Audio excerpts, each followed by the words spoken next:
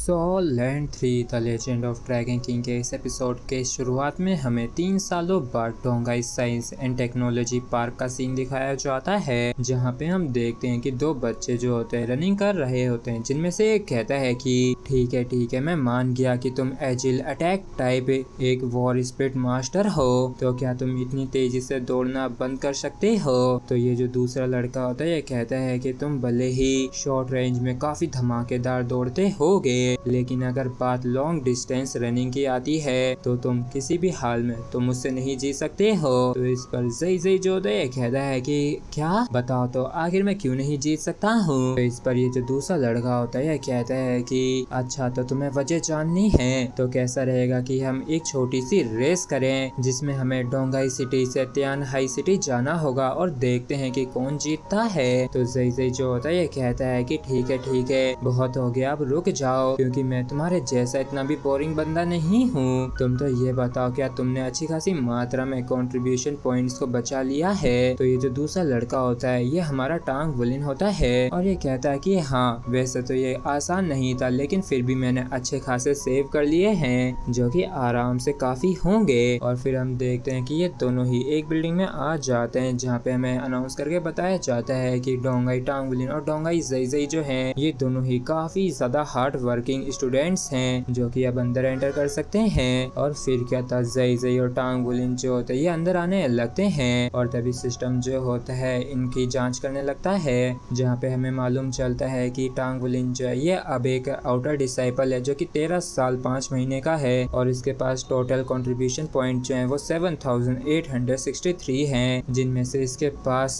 4670 available हैं और इसका जो लेवल है वो लेवल 4 आउटर डिसाइपल का है और martial soul blue silver grass की है और सोल पावर 28 पे पहुंच गई है, जबकि इसका जो टाइप है वो spirit master control war type है। और फिर हम आउटर डिसाइपल जई को भी देखते हैं जो कि 13 साल 4 महीने 1 दिन का हो चुका है और इसके पास जो टोटल कंट्रीब्यूशन पॉइंट है वो 1554 है, जिसमें से 1554 अवेलेबल हैं और ये लेवल 3 आउटर डिसाइपल है जिसके पास मार्शल सोल जो है वो light and shadow dragon dagger की है, जबकि सोल पावर जो है वो 33 की है और इसका जो टाइप है वो स्पिरिट मास्टर एजल टाइप है। और सही जो होता है मुंह बनाते हुए कहता है कि तुम्हारा जो सेकंड कैरियर है वो सच में काफी ज्यादा अच्छा है कंट्रीब्यूशन पॉइंट्स को कमाने के लिए। तो टांग वुलिन जो होता है ये कहता है कि तुम भी तो मदद करते हो ना टांग सेक्ट की इंफॉर्मेशन को कलेक्ट करने में, और तो और तुमने तो इनर गेट की भी तब भी मदद की थी जब आउटर गेट जो है काफी बिजी था। और यहाँ से हमें मालूम चलता है कि टांग सेक्ट जो है ये इनर और आउटर गेट्स में डिवाइड हो रखा है, जबकि जो आउटर गेट है उसके पूरे 9 लेवल्स हैं और सभी आउटर डिसाइपल जो है उनका लेवल 1 से 9 के हिसाब से नेमिंग की गई है, जबकि जो इनर गेट है वो 5 हॉल्स में बटा हुआ है, जिनमें से इनका जो नाम है वो पावर हॉल है, स्पीड हॉल है, डिफेंस हॉल है, एनफोर्समेंट हॉल है और आखिरी में जो 5वां हॉल है वो एल्डर हॉल है। और टांग वुलिन जो होता है यहाँ पे